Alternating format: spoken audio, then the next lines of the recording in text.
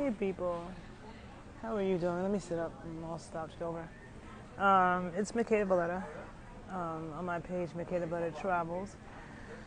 I am coming to you live from O'Hare Airport in Chicago, and I need to vent for a second. I've been wanting to do a video about this for a while, so I said, you know what? Now is the perfect time.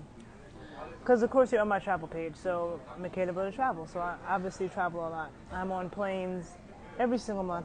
There's no month of my life that I'm not on a plane going somewhere. So a lot of people think that I love to travel, but it actually stresses me out. It causes me a lot of anxiety. All right.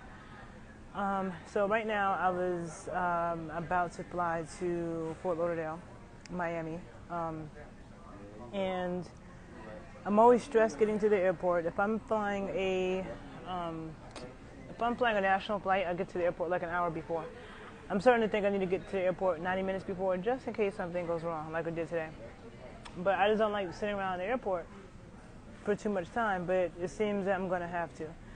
So all the things that stress me out, first of all, for those of you who don't travel much, okay, because traveling can be so much more expensive when you fuck up and make mistakes, okay? So I like to get evening flights now because I'm always struggling trying to get to the airport. I always got stuff to do. I want to eat. And the days I have to travel, it's always stressful for me. So I don't like getting on flights at 5, 6 in the morning because then I don't want to go to sleep the night before because I'm afraid I won't wake up. I don't like waking up at 2, 3 in the morning. I could stay up to 2, 3 in the morning. But to go to sleep and wake up at that time doesn't work for me. I'm afraid I might oversleep.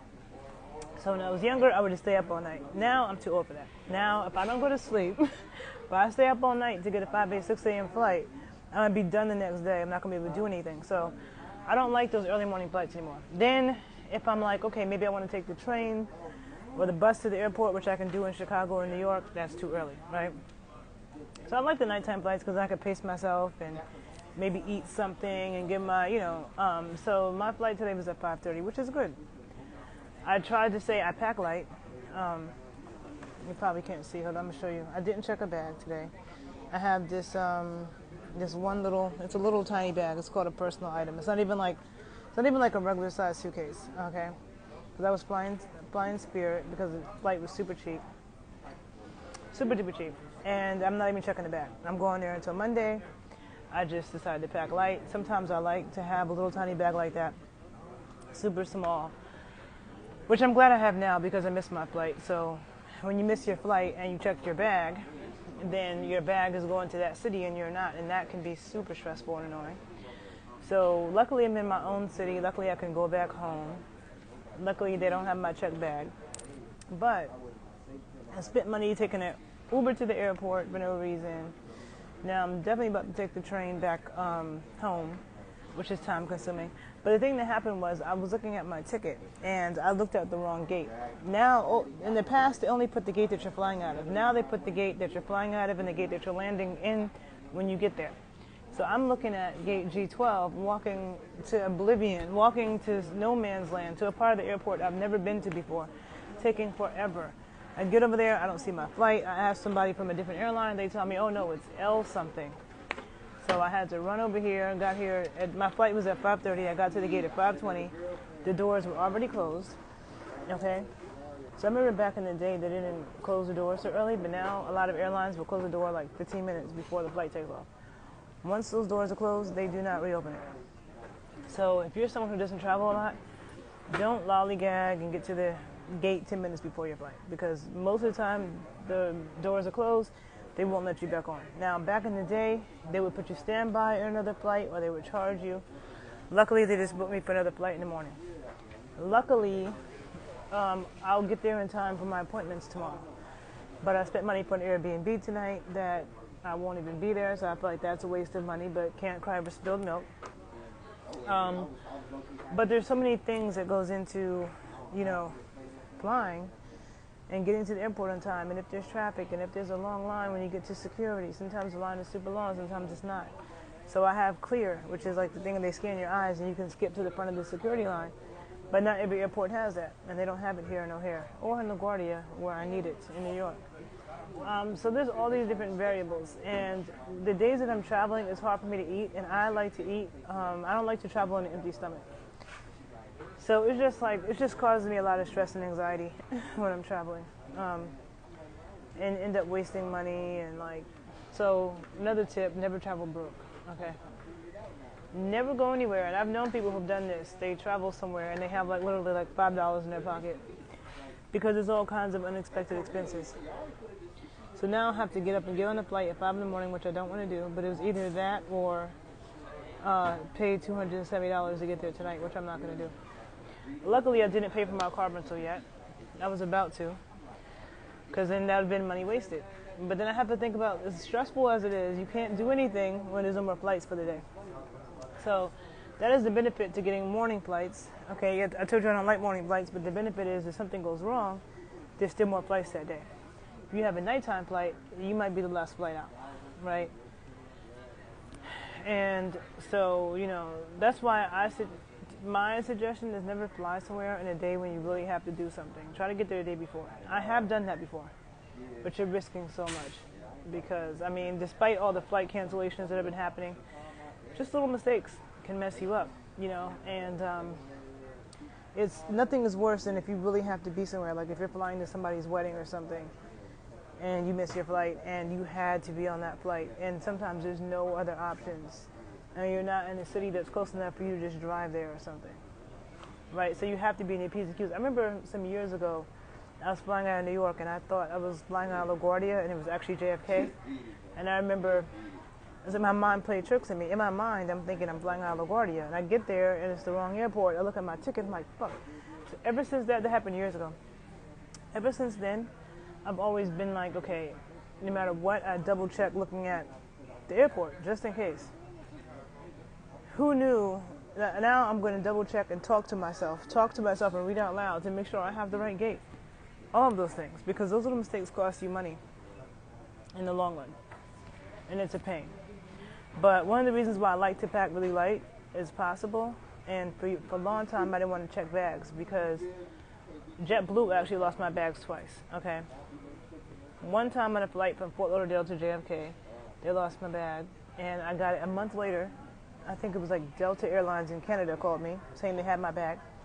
Then like maybe a year after that, my bag on that same flight from Fort Lauderdale to New York got lost and never found again. And JetBlue gave me, they send you a letter that tells you all the things that they will not reimburse you for. So they have a list of like everything you could possibly have in your bag, they put it on a list.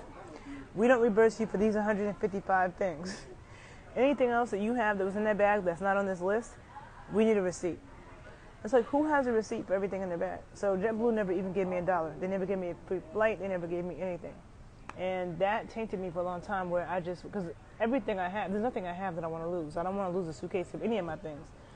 So ever since then, for a long time, I would just only bring carry-ons.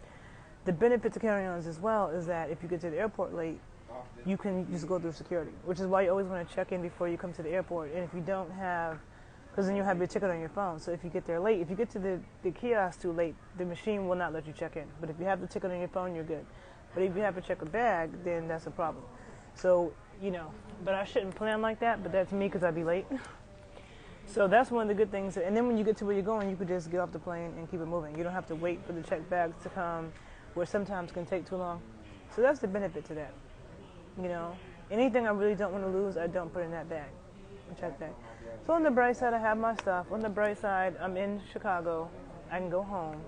I'm not stuck in another city where I don't live and I'm screwed up and have to get a hotel. So that's the bright side. Always got to think about the bright side to keep me sane. The bright side is I'm not going to miss the concert or my hair appointment tomorrow in Florida because that would have been more money that I would have lost. So those are the bright sides. I did have something to do tonight, but it's not the end of the world. So that's what I kind of have to think of, because I just got back to, what day is today? Today is Friday. I got back to Chicago yesterday. Was it yesterday? Not yesterday. On Wednesday from New Orleans. And then I went to New Orleans from Monday to Wednesday, but then on Saturday I come back from New York. And I was supposed to come back from New York on Friday, and something happened to me in New York that I forget what it was, but all I know is traveling stresses me out a lot. It's a lot. So there's a lot of things, you know, like that you want to keep in mind. And one of the benefits to having a carry-on bag is that when you plan on checking a bag, If you get to the airport late, you won't be able to check in, and they won't take your bag. And then if your bag is a small enough size where it could be considered a carry-on, then you'll have a problem if you have liquids in your bag that's over like 3.4 ounces. So if you have like a big jar of cologne or hair oil or any liquid that you don't want to be thrown out, you have a problem. So I've learned to just travel with like travel size bottles just in case something like that happens. And, you know, times when I knew that I had, like maybe I have a big bottle of olive oil in my bag or something, and I have to check my bag. You know, it's like you have to cross your you know, make sure that you're there on time, make sure that you are on time and not stuck behind a line, because then the airline will take your checked bag to that city and you don't have it. So those are just a few things, like tips I would give to people who don't travel a lot.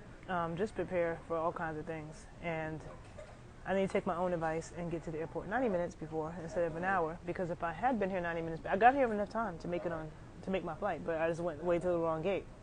But if I had gotten here 30 minutes prior to when I got here, even though I went to the wrong gate, I still would have been able to make it to the right gate.